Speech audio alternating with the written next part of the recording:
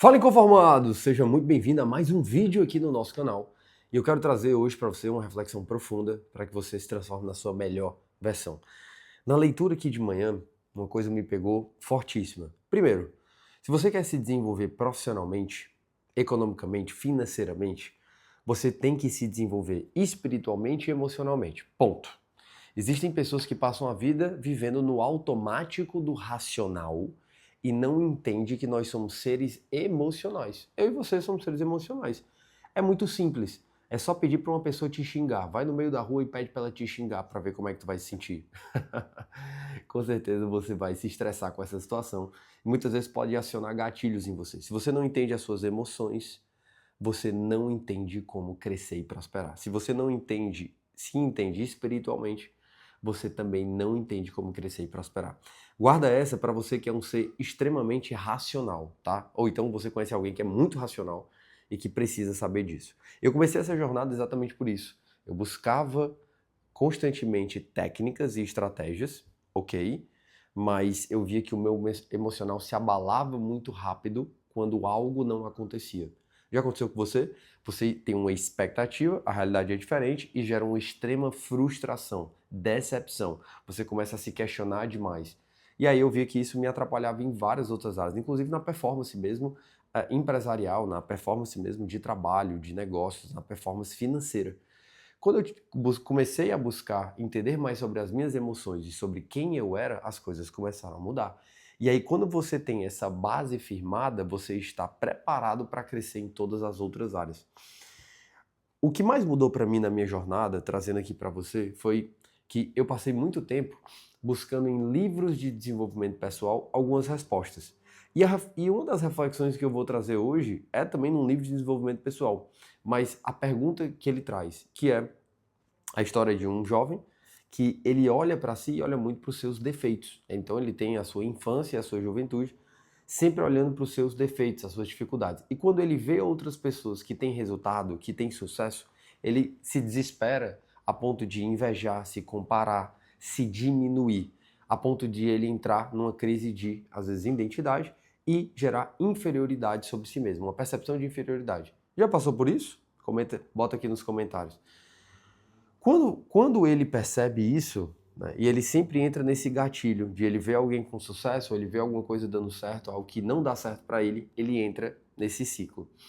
E aí, a reflexão começa assim, qual é o valor que você dá a você mesmo? E aí eu pensei, poxa, qual é o meu valor? Qual é o valor que você dá a você mesmo? Você se dá um alto valor? Você se dá um baixo valor? Um valor baixo significa inferioridade. Você se vê como uma pessoa de baixo valor. E aqui a gente para pensar que cada item da nossa vida, cada atributo, por exemplo, uma caneca, um livro, eles têm um valor a mercado. Mas a minha pergunta é, qual é o seu valor a mercado? E é interessante que eu passei um bom tempo buscando essa resposta. Passei um bom tempo buscando essa resposta, buscando compreender qual era o meu valor. O meu valor está no que eu tenho, né? No que eu tenho. Se eu tenho uma casa linda, um apartamento lindo, eu tenho mais valor. Se eu tenho um carro bonito, se eu tenho uma casa, se eu faço viagens, se eu tenho determinadas competências, se eu consigo me desenvolver, se eu faço determinadas coisas, eu tenho mais valor. A nível da sociedade, a nível do comparativo que existe social, normalmente você vai ver as pessoas olhando para outras pelo que ela tem e pelo que ela faz. Mas uma coisa mudou muito quando eu comecei a compreender quem eu sou. Presta atenção nisso aqui, ó.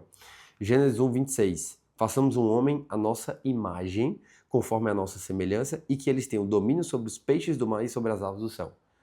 E sobre o gado, e sobre toda a terra, e sobre toda coisa rastejante que rasteja sobre a terra. Ah, a gente veio do Big Bang. Ei, vem para a palavra, vem para a palavra, vem. Nós temos um Deus, criador do céu e da terra, e que nos criou. E aqui era Deus conversando com ele mesmo, né? A gente fala que é 3 em 1, que é Deus, Jesus e o Espírito Santo, Deus Pai, Jesus, o Filho e o Espírito Santo, e que eles estavam aqui nesse momento criando o homem. Nós somos criados à imagem de Deus. Qual é o potencial de uma pessoa que é criada à imagem do Deus criador do céu e da terra? Me diz, só me conta rapidinho, qual é o potencial dessa pessoa? Existe um limite para essa pessoa? São perguntas. Assim Deus criou o homem à sua própria imagem. A imagem de Deus o criou. Macho e fêmea ele os criou. E Deus os abençoou. E Deus lhes disse: sede frutíferos e multiplicai-vos, e reabasteça a terra e subjugai-a. E tende domínio sobre os peixes do mar, sobre as aves do céu e sobre toda a coisa vivente que se move sobre a terra. Isso aqui é uma declaração de identidade. Quem eu sou? Eu sou a imagem de Deus. Mateus, mas eu não tenho uma Porsche. Mas Deus não estava falando sobre se você tem uma Porsche ou não. Deus estava falando quem você é. Eu e você, que você está escutando isso, sim ou não? Tá. Então, eu e você somos a imagem de Deus, a semelhança de Deus. Qual é o potencial de um ser humano que é a imagem de Deus? Deus, o Criador do céu e da terra, onipotente, onipresente, onisciente, que tem domínio sobre tudo, que controla sobre tudo, que sabe tudo, que tem todo o conhecimento, que criou todos os seres viventes que existem nessa terra, que conhece cada ser humano até cada fio de cada cabelo. Qual é o potencial de cada pessoa? Qual é o potencial de... Qual é o meu potencial e qual é o seu potencial diante disso?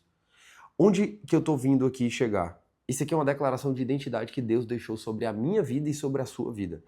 E aí, existe um complemento disso em várias partes da Bíblia, mas existe um outro complemento que eu acho incrível, que é em João 15. A primeira vez que eu li Gênesis 1:26, eu falei, caramba, então Deus já declarou quem eu sou. Eu sou a imagem e semelhança dele, e ele fala para eu multiplicar, para eu ser frutífero, para que eu consiga de fato gerar filhos, para que eu tenha uma família. Você que não quer gerar filhos, Deus falou sobre isso, para que nós sejamos frutíferos, multipliquemos. Ou seja, tenhamos mais pessoas, construímos mais pessoas na nossa família, reabasteça a terra e subjugai-a, ou seja, e tem ali uma boa, a palavra subjugar é uma boa administração, é você cuidar bem do que lhe foi dado. Tem muito a ver com a parábola dos talentos, mas subjugar é eu ter uma boa administração sobre a terra, sobre sobre os itens que Deus me dá. Tem uma comparação bíblica que fala que nós uma interpretação que nós sejamos mordomos do que foi nos dado. Você tem sido um bom mordomo, um bom administrador do que Deus te deu, da esposa ou do marido que Deus te deu, dos filhos que Deus te deu, da casa, do carro, do trabalho, do negócio, da sua capacidade, dos seus talentos. Você tem sido um bom administrador? E o que é um bom administrador? Eu entendo que aquilo não é meu, aquilo ali vem de Deus. Então eu tenho que utilizar aquilo da melhor forma, organizar aquilo da melhor forma, para que eu consiga utilizar e frutificar com aquilo, para que aquilo gere resultados, as suas habilidades, os seus dons, os seus talentos, os itens que você tem. Será que você está gerando mais recursos agora? Você tem administrado muito bem os seus recursos para honrar e glorificar o nome de Deus? É exatamente isso que a palavra traz. E tem de domínio sobre os peixes do mar, sobre as aves do céu e sobre toda a coisa vivente que se move sobre a terra. Ou seja, governe sobre o que você tem, governe sobre os lugares que você vai, governe sobre os lugares que você bota a planta dos seus pés e governe sobre a sua própria vida. Tenha domínio e controle sobre a sua própria vida, a ponto de você administrá-la de tal forma que você glorifique o nome de Deus, que você seja luz por onde passar, que você inspire pessoas, que você mova pessoas, que você seja um bom exemplo do que Deus já te deu. Essa palavra fala exatamente sobre isso, sobre você reconhecer quem você é, independente do que você tem hoje, do que você faz, mas quem inteiramente, no início, você foi criado para ser. E aí existe um complemento disso, que é João 15. Olha que interessante, olha essa palavra. Jesus falando para as pessoas, né, para os discípulos, eu sou a videira verdadeira e o meu pai é o lavrador. Todo ramo em mim que não dá fruto, ele tira, ele corta. E todo ramo que carrega fruto, ele limpa, ele poda, tá? Para que possa trazer mais fruto. Agora vós estáis limpos pela palavra que eu vos disse. Permanecei em mim, ou seja, Jesus está falando, permaneça em mim. E eu em vós. Como o ramo não pode dar fruto por si mesmo, ou seja, não pode dar fruto por conta própria, um ramo que sai da árvore, da videira, a não ser que permaneça na videira, assim também vós não podeis, a não ser que permaneceis em mim. Eu sou a videira, vós sois os ramos. Quem permanece em mim e eu nele, esse dá muito fruto. Porque sem mim, nada podeis fazer. Se alguém não permanece em mim, ele é lançado fora como um ramo e murcha. E homens o recolhem e os lançam no fogo, e eles são queimados. Se vós permanecerdes em mim e as minhas palavras permanecerem em vós, pedireis o que quiserdes de vós, e vos será feito.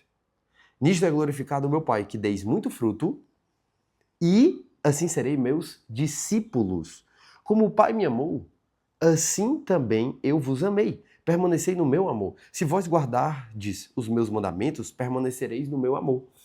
Do mesmo modo como eu tenho guardado os mandamentos de meu Pai e permaneço no seu amor. Estas coisas vos tenho dito para que a minha alegria permaneça em vós e para que a vossa alegria seja completa. Este é meu mandamento, que vos ameis uns aos outros, assim como eu vos amei.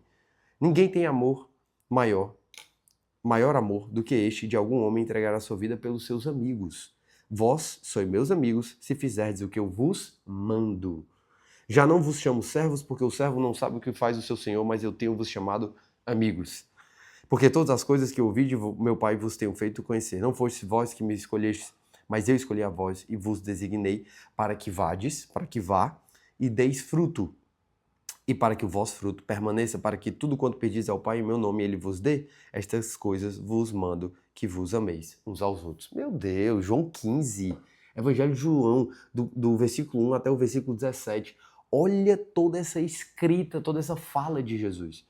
Ele está falando para que eu e você fomos criados desde o começo, para que a gente permaneça ligado a Jesus, permaneça ligado à palavra de Jesus, que a gente permaneça ligado aos mandamentos de Jesus, para que nós tenhamos alegria, para que a vossa alegria seja completa. No versículo 11 ele fala isso, para que eu e você demos, para que a gente gere muitos frutos. E o que são muitos frutos, Mateus? É uma boa pergunta, né? O que são muitos frutos? É você contribuir na vida de outras pessoas, você gerar recursos financeiros, contribuir na obra de Deus, é você gerar novos negócios, novos projetos, é você ajudar mais pessoas, é você de fato gerar mais filhos, fazer com que a sua família cresça, é você contribuir na sociedade, é você levar a palavra de Deus na vida de outras pessoas. Se você gerar mais recursos no seu negócio, você vai conseguir contribuir na vida de outras pessoas mais, sim ou não? Isso é gerar frutos, é levar o reino, é levar a palavra. É você pregar a palavra dentro do seu negócio, na sua empresa. É levar a palavra no seu círculo social, nas suas amizades, no seu ambiente de trabalho, com seus amigos. Isso é dar frutos. Isso é levar a mensagem do reino. Isso é fazer com que mais pessoas conheçam Jesus. Porque se nós permanecermos em Jesus, nós daremos frutos, sim ou não? Mas se a gente não permanecer em Jesus, não permanecer na palavra, não obedecer, não buscar os mandamentos, não buscar ter um relacionamento com Deus, o que acontece? O ramo é cortado. Porque ele não está gerando frutos. Ramo em árvore que não gera frutos, que não gera crescimento, que não gera prosperidade, ramo em árvore que não gera de fato resultado, ele vai embora, corta. Ei, eu e você temos um talento. Lembra da parábola dos talentos? Então, se lhe foi dado um talento, que você o multiplique e ajude mais pessoas com esse talento. Que você gere mais recursos, que você multiplique os seus dons e conhecimentos, que você faça muito bem feito o que você tem em mãos. Existe um versículo que fala em Eclesiastes 9:10, que fala que tudo que você tem às mãos, que você faça muito bem feito, porque na sepultura não há vida. Quando você morre depois, a gente acredita numa vida após a morte, que é no reino do Senhor, mas depois que você morre aqui, você não tem mais nenhum tempo na terra para fazer o que você foi chamado a fazer. Então que você faça com afinco, com diligência, com disciplina, com ousadia, com coragem. Esse é o meu chamado, esse é o seu chamado.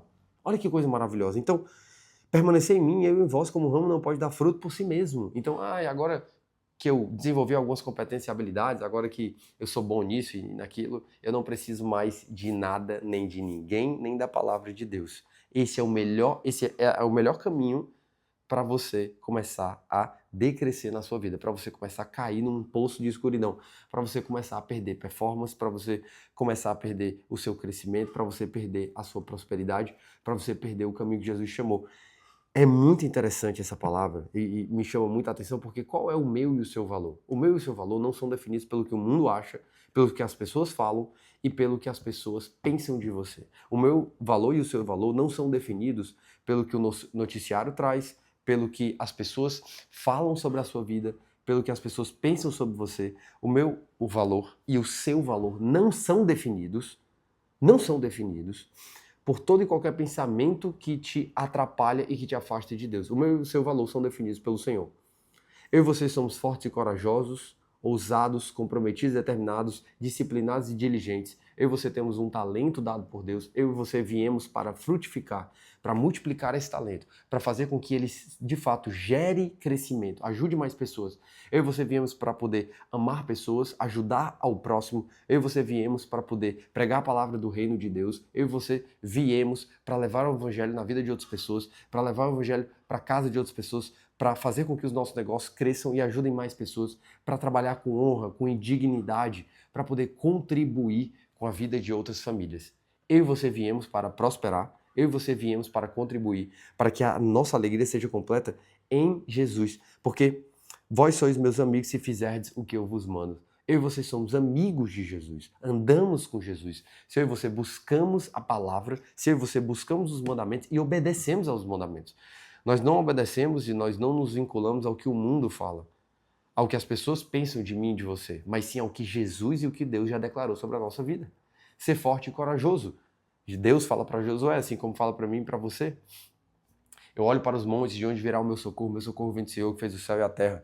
Aqueles que confiam no Senhor são como o monte Sião, que não pode se abalar, mas permanecem firmes para sempre. Porque o Senhor é o meu pastor e nada me faltará. Cara, olha quantas declarações tem sobre a sua vida e sobre a minha vida. A minha identidade, a sua identidade está aqui, está escrita já. Então podem falar o que quiser de você, podem falar o que quiser de mim, podem falar o que quiser. Nada define quem nós somos. O meu valor e o seu valor são inestimáveis, inigualáveis. Não existe um número que consiga dizer qual é o meu valor e qual é o seu valor. Porque a nossa identidade foi firmada por Cristo, foi firmada por Jesus. Ele já morreu na cruz, Jesus já morreu por mim e por você para expiar os nossos pecados e nos fazer novos em Deus, para ter um novo relacionamento em que o Espírito de Deus habita em mim e em você. E o que essa palavra carrega é que eu e você fomos criados à imagem de Deus com a capacidade inigualável, inestimável, para poder frutificar, para poder levar a mensagem do reino, para poder prosperar, para poder crescer os nossos negócios, para poder ter amigos, para poder ajudar e amar pessoas, para poder ter compaixão, generosidade, benevolência, paciência, para poder sermos fortes e corajosos no meio da tribulação e assim para que sejamos de fato luz no mundo e para que glorifiquemos ao nosso Deus, porque foi Ele que nos colocou aqui, Ele que nos deu capacidade, foi Ele que te deu vida, vida em abundância, coragem, ousadia, foi Ele que te deu força para seguir rumo ao destino e o propósito que Ele já separou para a sua vida e ninguém tem e consegue, nenhuma pessoa consegue tirar o propósito que Deus colocou na sua vida desde que você acredite nele, porque a fé é de fato o começo de toda mudança. A fé que te coloca no rumo. Ninguém tem a capacidade de dizer quem você é, a não ser Deus. E Deus já declarou que eu e você temos um valor inestimável, somos a imagem e semelhança dele e viemos para prosperar, para governar sobre essa terra e para fazer a diferença na vida de outras pessoas. Esse é o meu valor, esse é o seu valor. Então, se você tem uma crise de identidade, ou se você tem inferioridade, ou se você tem uma superioridade que está te afastando de Deus, é hora de você voltar para a palavra. É hora de você ler e saber o que Deus já declarou sobre a sua vida, porque isso é inestimável. Nenhum livro fala sobre isso, somente a Bíblia. Isso é identidade. Se você sabe quem você é, você não se preocupa mais do que você tem e o que você faz. Porque isso é uma consequência de quem você é. Fazer e ter é uma consequência de quem você é, da sua identidade. Tudo começa você sabendo quem você é. Isso muda tudo. Espero que esse vídeo tenha sido incrível. Quero que você compartilhe aqui qual é o teu maior insight. E você faça uma tarefa de casa. Escreva agora quem você é. Eu sou determinado, obstinado, vencedor, corajoso, forte, ousado, a imagem e semelhança de Deus.